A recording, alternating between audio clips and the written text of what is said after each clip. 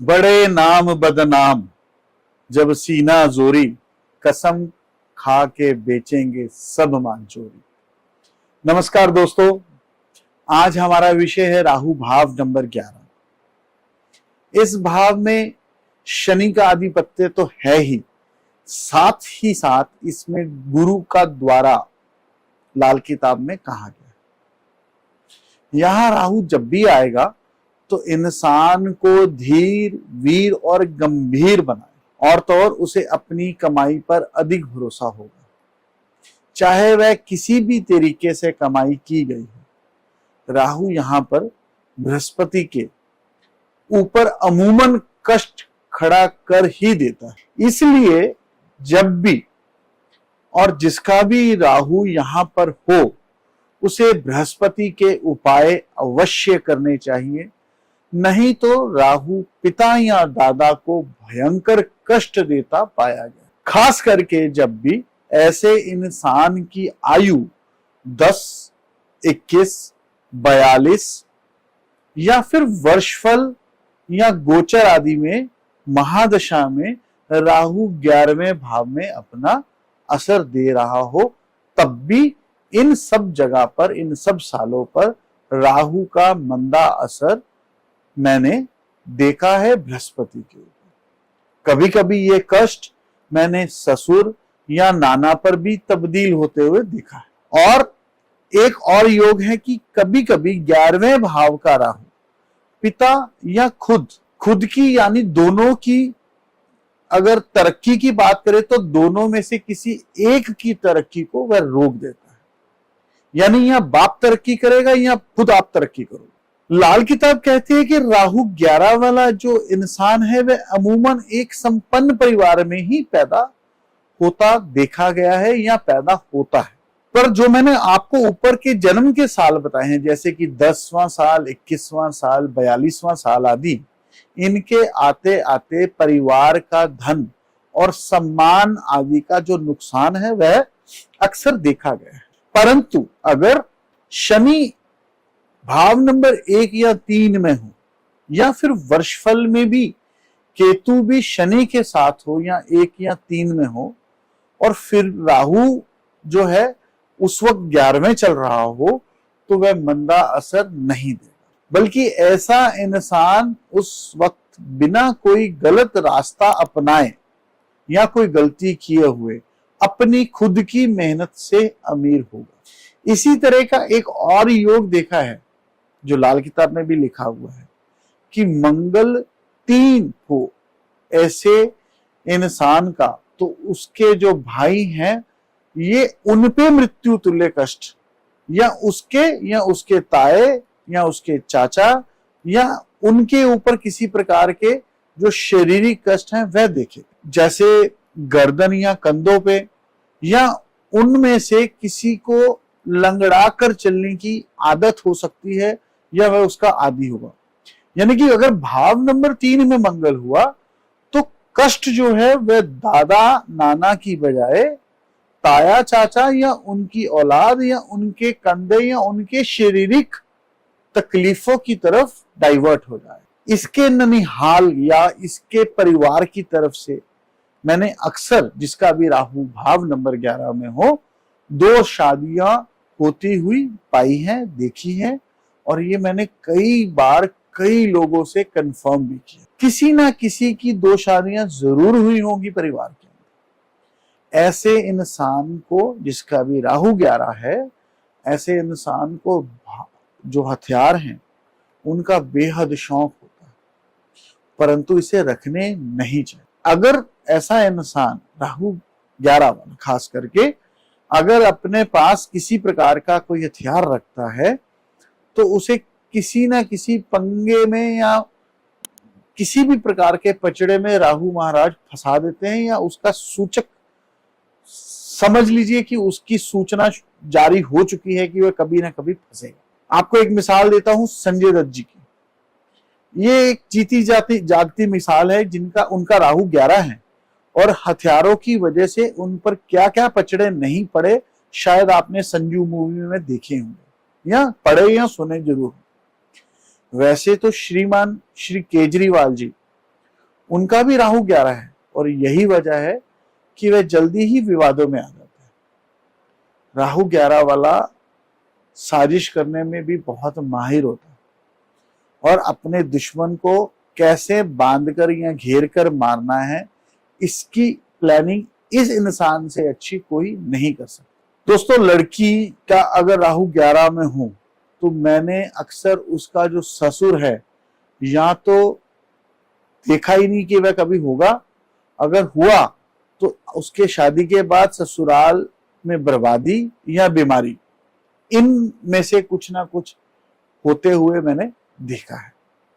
यहां तक कि 3 पीढ़ियां मैंने बड़ी मुश्किल से इकट्ठी देखी है और ये लाल किताब में भी लिखी हुई बातें हैं जो मैं आपसे कर रहा हूं। दोस्तों, ऐसा नहीं होता कि पोता होगा नहीं, दादा, बेटा और पोता, ये 3, परंतु जैसे ही पोते की एज 10 आई या 21 आई तो दादा निकल जाता है। कुछ मामलों में 42 तक मैंने दादा या पिता को तकलीफ में या निकलते हुए दुनिया से देखा। दोस्तों, गोचर या वर्षफल में भी अगर राहु 11 के समय कोई ना कोई लीगल पंगा पड़ता या बीमारी आदि का पंगा पड़ जाना, ये सारी चीजें अक्सर होती देखी गई है। इसके लिए आपको इसके जो उपाय है वे करने ही पड़े। 11 वाले राहु को हर काम में, हर चीज में बड़ा फूंक फूंक कर पैर रखना चाहिए। ये बात आपको मैं हिदायत के तौर पर अपने इतने वर्षों के एक्सपीरियंस के से समझकर बता रहा हूं। दोस्तों, राहु 11 वाले की अफवाहें भी बहुत उड़ी, चाहे उनके बारे में कैसी भी उड़े, चाहे उसने कोई पाप या गलत काम किया भी हो या ना किया हो, उसकी हवा खराब ही रहती है। और हवा को क्या हम लोग जो अपने ग्रहों के अंदर देखें तो उसे बृहस्पति से जोड़कर देखा जाता है। इसलिए मैंने सबसे पहले यही कहा कि ऐसे इंसान को अपना बृहस्पति खास करके उसे नेक करते रहना चाहिए। अगर ऐसे इंसान का जो बृहस्पति है यानी कि जो गुरु महाराज है वह भाव नंबर 3 या 11 में हो तो फिर ऐसे इंसान को लोहे का कड़ा पहनना चाहिए। दोस्तों, जिंदगी में कभी भी राहु 11 वाले को पुलिस की वर्दी नहीं पहननी चाहिए। हाँ, अगर आप काम पुलिस में कर रहे हैं तो वह नहीं, लेकिन आप पुलिस के अंदर सरकारी कर्मचारी नहीं हैं तो ये हिदायत उन लोगों के लिए, क्योंकि उन्हें इनसे बचना चाहिए। चांदी के बर्तन में खाना ऐसे इंसान को हमेशा लाभ देगा।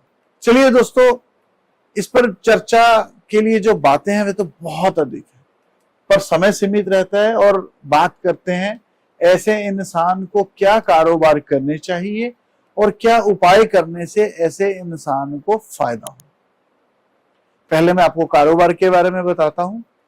ऐसा इंसान एल्युमिनियम का काम भूलकर भी ना करे, क्योंकि एल्युमिनियम का काम या सिल्वर का काम, जो सिल्वर यानी चांदी नहीं, जिसको हम लोग नॉर्मल भाषा में सिल्वर धातु बोलते हैं, नॉर्मली हमारे घर की जो लेडीज हैं वे जाकर बोल देती हैं कि ये सामान सिल्वर की सामान चाहिए या एल्युमिनियम का सामान चाहिए, तो सिल्वर का काम भी नहीं करना चाहिए और जब राहु गोचर या वर्षफल में आया हो तो लेना भी नहीं चाहिए। ऐसे इंसान को गोल्ड का बिजनेस कर सकते हैं। ऐसा इंसान अगर मीट प्रोडक्ट्स के ऊपर जाए, फ्रोजन मीट्स बेचना चाहे या स्लॉटर हाउस चलाना चाहे तो वह चला सकता है। दोस्तों, यहाँ स्लॉटर हाउस शायद मनाही है या कम लोग जानते हैं, लेकिन फॉरेन कंट्रीज में तो ऐसे बहुत है जो अलग अलग जानवरों को पालते हैं, उनकी फार्मिंग करते हैं और उनको आगे स्लॉट करके बेचते हैं। तो ये एक अच्छा बड़ा बिजनेस है जो इसको करना चाहे। फ्रोजन मीट्स का बिजनेस है, ज्वेलरी का, आर्टिफिशियल ज्वेलरी का बिजनेस। अब बात करते हैं उपायों की। तो सबसे पहले तो ऐसे इंसान को सोना पहनना चाहिए, हमेशा अपनी जेब में केसर रखना चाहिए, चोटी रखना सर पे, चाहे वह मेल है या फीमेल है, लेकिन जो चोटी के बाल हैं वे कटवाए नहीं जाते। जो मेल हैं उनके बारे में भी बात करना चाहूंगा कि जो चोटी के बाल हैं वे कटवाए नहीं जाते हैं। ये बात थोड़ा आपको याद रखना चाहिए। जिन बालों को कैंची लगती हो वो चोटी में कन्वर्ट नहीं होते हैं। सफाई कर्मचारियों को कभी कभी पैसे देते रहना। जो सौंफ की बोरी है जो जूट के द्वारा बनी होती है, आप कभी भी मार्केट में जाएंगे तो पहले हम पंजाबी में इसको सेबे की बोरी बोलते थे। अगर आपको ऐसी बोरी मिल जाए ब्राउन कलर की, चॉकलेट कलर की, तो उसको छत पे रखना, नेक फल देगा। राहु यंत्र और सूखे नारियल, ये दोनों, जब राहु बहुत ज्यादा नेगेटिव इफेक्ट कर रहा हो तब ये उपाय हम लोगों से करवाते हैं, ताकि उन रेमेडी से उनको राहत मिले और वो जिस भी मसले में फंसे हैं जल्दी ही वह उस मसले से छूट जाए। जिसका राहु 11 है वो केसर भी रख सकता है और पुखराज भी धारण कर सकता है।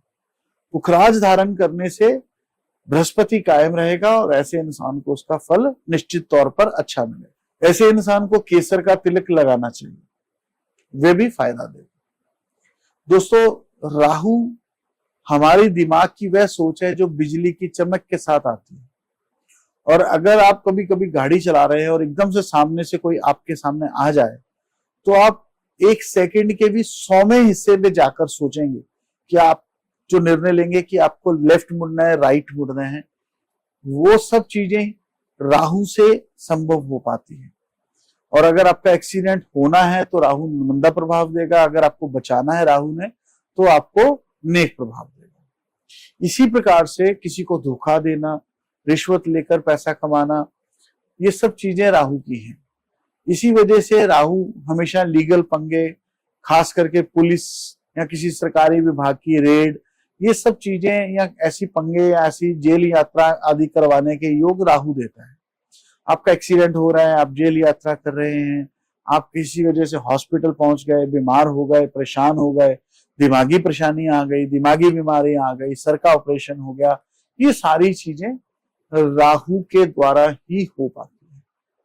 अगर इसका नेक फल मिलना होगा तो आप इन चीजों से बचे रहेंगे या बचते जाएंगे, बुरा मिलना होगा तो आप इन चीजों से ग्रस्त हो जाएंगे और आपको राहु के उपाय से ही इसका समाधान मिल पाएगा।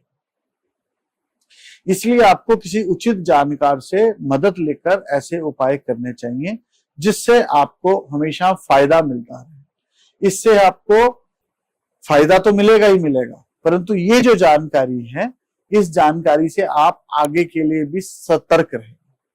मित्रों, हम हमेशा आपके लिए कुछ ना कुछ नया लेकर आते हैं और ये आशा करते हैं कि आप हमारा ये चैनल सब्सक्राइब भी करेंगे और अपने दोस्तों मित्रों के बारे में आगे उनको फॉरवर्ड भी करेंगे। इसलिए हम आपको ये विनती करते हैं कि आप जितने भी आपके ऐसे मित्र हैं जो फ्री में भी आप अपनी ये जानकारी लेना चाहते हैं, जो अलग अलग ग्रहों के बारे में हमने अपने इस चैनल के माध्यम से सबको देने की कोशिश की है, वह जानकारी उन तक पहुंचने में आप हमारी और उनकी सहायता कर सकते हैं, इसे उन तक फॉरवर्ड करके। अपना प्यार और अपना स्नेह हमारे साथ बनाए रखिए। जल्दी मिलेंगे अगले एपिसोड पे, तब तक के लिए नमस्कार।